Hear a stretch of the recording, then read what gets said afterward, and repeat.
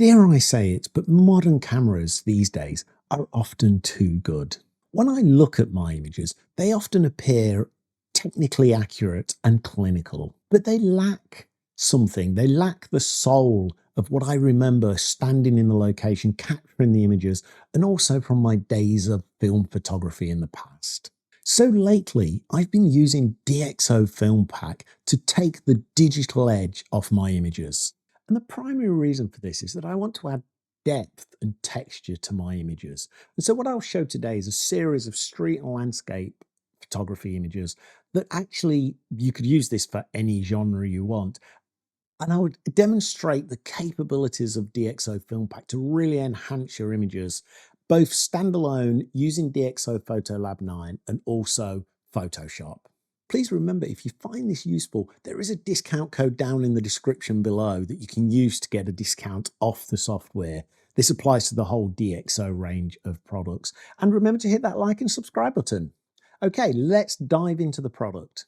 So upon entering DxO Filmpack, you can see here that we've opened it in the browser. So I've got access to all of my folders, my raw images in this case. And here you can see I've got a series of images that were captured in New York. And I want to go through a street one before I go on to some landscape. And this is also Filmpack in its raw element, whereas soon I will also show it integrated into other editing packages such as Photoshop. So this has opened up the image now. You can see our raw image here, and we've got on the right all of the applications that we can use. We've got 73 negative films. There's over 150 of these altogether. We've got a number of slide films. So there's, as I say, there are so many. There's cinematic films. And as I scroll down this list, this is the color negative, you can see how complete this list is of all the potential films. Now, I was a great fan back in the day of Fuji Velvia, which is a slide film. So let me go down to that. Here we go. There's the legacy slide films. And here's Fuji Velvia 50. And that, you can just see how it enriches the colors in that. But if you want more dramatic effects, we'll go back up to the Harman Phoenix 200. Look at the impact that that has. It's really giving you an atmosphere.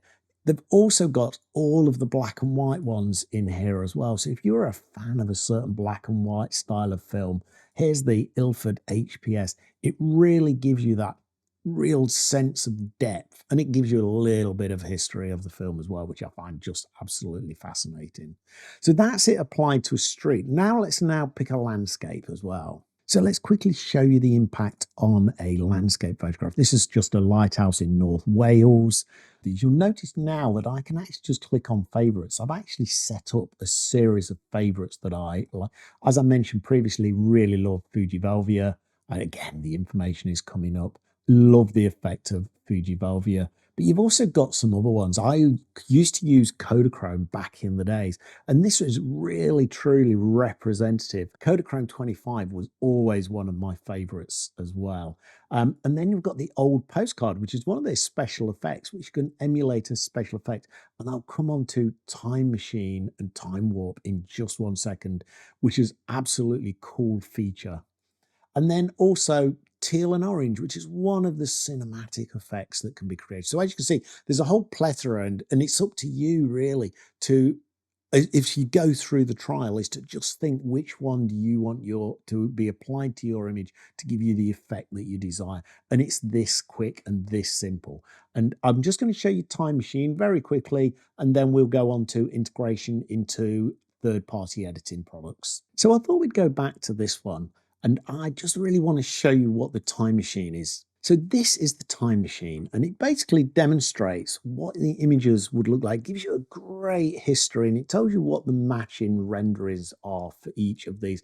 And there's some great, absolutely awesome facts within this. So now let's go and look at our time warp. Let's actually send this through the ages. You can see it's starting here 1827, and now it's auto playing, and you can see it's updating this, what this image would look like through the different ages.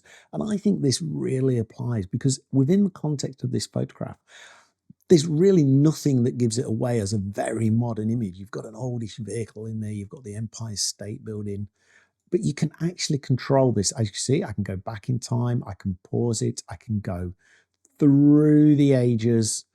This is absolutely brilliant for really giving your digital image a little bit of soul. You know, I really love that image, the Concorde 1970. That's absolutely fantastic of that. And you can also ageify them yourself. So you can just scroll through the images, let them settle on a different style. Look, and that's what this is doing, is actually agifying effectively the print of the image. And I just think this is so cool. I'm using this on some of my images now. So let's now show this integrated into photo editing software. I've got this integrated here, as you can see, in Photlab 9 from DxO. I'm going to show you Photoshop as well in just one second, and also it integrates into Lightroom. But its integration here is complete. So let's have a look at the image we looked at earlier. Let me just double click that. You can actually see that within the black and white and the color rendering, it actually comes up with the film type that I already applied. So it's already integrated, but you can see here you've got all of the options available that we had in the Filmpack software as well. So if I go to the cinematic film, for example, you see there it's got the teal and orange, which I really like. We've got a variety of different ones, and you'll see that as you hover over them, it actually changes them. So if we go down here, you can see the image changing, and this allows you to really quickly visualize. And there's one that, I mean, this is just absolutely phenomenal, the Harman Phoenix 200. I just love that image. And you can see it's just completely integrated into Photlab 9. If you are interested in Photlab 9, by the way, watch the video that I've done on that. I'll drop the description in the link below for that video, and also I'll put it in the end screen. And let's just show you really quickly how easy it is to integrate to third-party photo editing. Here I've got an image open in Photoshop. I will go to Filter, notice DxO Labs, DxO Filmpack 8.